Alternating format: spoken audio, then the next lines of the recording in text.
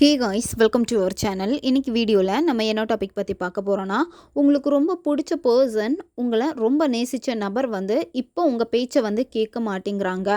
ஸ்டார்டிங்கில் எல்லாம் உங்கள் கண்ட்ரோலில் தான் இருந்தாங்க. இப்போ உங்கள் பேச்சை கேட்க மாட்டேங்கிறாங்க, உங்ககிட்ட சரியாக பேச மாட்டேங்கிறாங்க, மற்றவங்களுடைய பேச்சை கேட்டுட்டு உங்களை வெறுக்கிறாங்க. இந்த மாதிரி சுச்சுவேஷனில் நீங்கள் இருக்கீங்க அப்படின்னா வெறும் 3 வினாடிகள் போதும். இதை மட்டும் நீங்கள் சொல்லி பாருங்கள். எப்பேற்பட்ட நபராக இருந்தாலும் சரி, உங்கள் அன்புக்கு தான் ஏங்குவாங்க. உங்கள் கட்டுப்பாட்டுக்குள்ளாடி அவங்க வருவாங்க.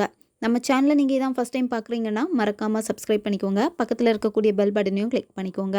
அப்போ தான் நான் போடக்கூடிய வீடியோஸ் எல்லாமே உடனுக்குடன் உங்களுக்கு நோட்டிஃபிகேஷனில் வந்துக்கிட்டே இருக்கும். வாங்க வீடியோக்குள்ளாடி போகலாம். இந்த மெத்தடை யாரெல்லாம் பயன்படுத்தலான்னா, உங்கள் பேச்சை கேட்காம இருக்கக்கூடிய நபர்களுக்காக இதை நீங்கள் பயன்படுத்தலாம். ரிலேஷன்ஷிப்பில் இருக்கிறவங்க பயன்படுத்தலாம். ஒன் சைடு லவ்வில் இருக்கிறவங்க பயன்படுத்தலாம்.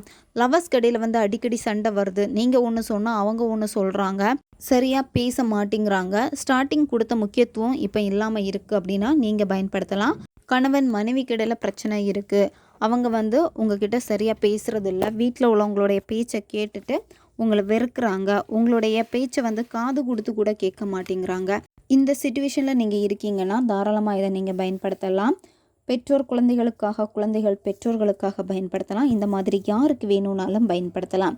யாருன்னே தெரியாத ஒரு நபர், அதாவது எனக்கு அந்த நபரை ரொம்ப நல்லா தெரியும், அந்த நபருக்கு நான் யாருன்னு கூட தெரியாது, அவங்கள நான் கட்டுப்படுத்தணும், அவங்கள என் கண்ட்ரோலில் கொண்டு வரணும் அப்படின்னு நீங்கள் நினைக்கிறீங்கன்னா இது உங்களுக்கு வேலை செய்யாது. ஆல்ரெடி நீங்கள் பேசி இருக்கணும், பழகி இருக்கணும், அப்படி இருந்தால் மட்டும்தான் இது உங்களுக்கு வேலை செய்யும். இந்த மெத்தடை நீங்கள் எந்த இடையில ஸ்டார்ட் பண்ணணும் அப்படின்னா, வியாழக்கிழமை அப்படி இல்லைனா திங்கக்கிழமை அன்னைக்கு இந்த மெத்தடை நீங்கள் செய்யணும். தொடர்ந்து இந்த மெத்தடை நீங்கள் எவ்வளோ டேஸ் ஃபாலோ பண்ணணும் அப்படின்னா 21 நாட்கள் இதை தொடர்ந்து ஃபாலோ பண்ணணும். பெண்கள் தீட்டு சமயத்தில் இந்த மெத்தடை செய்யக்கூடாது. அதே மாதிரி நீங்கள் நான்வெஜ் சாப்பிட்டுட்டீங்க அப்படின்னா குளிச்சுட்டு தான் இந்த மெத்தடை நீங்கள் செய்யணும். இந்த மெத்தடை எந்த நேரத்தில் வேணும்னாலும் செய்யலாம். எப்போல்லாம் உங்களுக்கு ஃப்ரீ டைம் கிடைக்குதோ அப்போல்லாம் இதை நீங்கள் தாராளமாக பயன்படுத்தலாம். இந்த மெத்தடை நீங்கள் செய்கிறப்போ யாருக்காக செய்ய போகிறீங்களோ அந்த நபரை நீங்கள் கரெக்டாக நினச்சிட்டு இதை நீங்கள் செய்யணும்.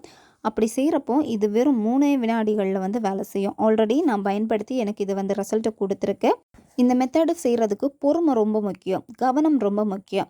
அதாவது உங்களுடைய மனம் அங்கேயும் இங்கேயும் அலைப்பாஞ்சிக்கிட்டே இருக்குது அப்படின்னா இது உங்களுக்கு வேலை செய்யாது.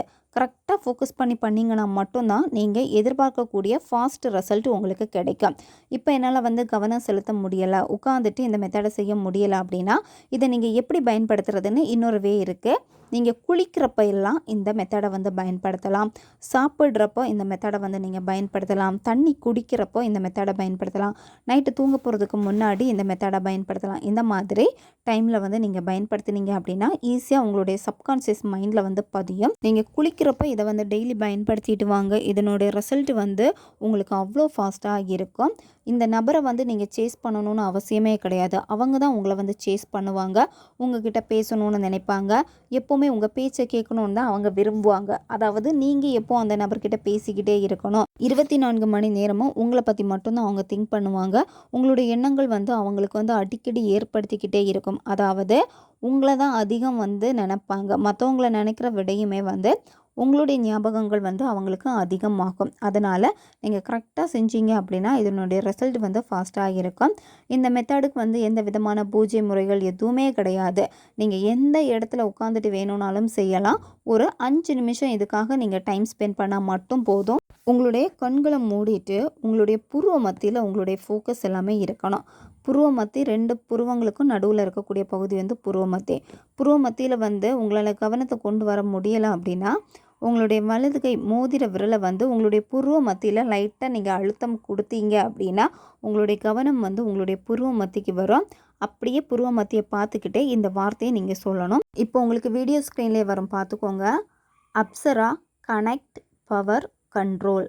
Apsara connect power control. இந்த நபர் உங்ககிட்ட ரொம்ப பேசுகிறாங்க, அதிக முக்கியத்துவம் கொடுக்காங்க, உங்கள் கண்ட்ரோலில் இருக்காங்க அப்படின்னு இதை நீங்கள் நினச்சிக்கிட்டே இந்த வார்த்தைகளை ரிப்பீட்டடாக சொல்லணும். கவுண்டிங் முக்கியம் கிடையாது. நீங்கள் எந்த இடத்துல உட்காந்து வேணும்னாலும் இதை நீங்கள் சொல்லலாம்.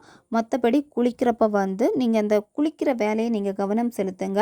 உங்களுடைய மைண்டில் இந்த வார்த்தைகளை நீங்கள் சொல்லிக்கிட்டே இருங்க உங்கள் புருவ மத்தியை பார்த்து.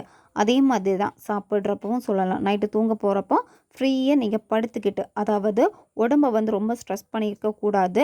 உடம்ப வந்து தளர்வாக்கிக்கிட்டு, மைண்டை ஃப்ரீ பண்ணிக்கிட்டு, உங்கள் புருவ மத்திய பார்த்துட்டு இந்த வார்த்தைகளை நீங்கள் சொல்லுங்கள். ஒவ்வொரு நாளுமே வந்து எவ்வளோ டைம் வேணும்னாலும் நீங்கள் சொல்லலாம். கவுண்டிங் முக்கியமும் கிடையாது.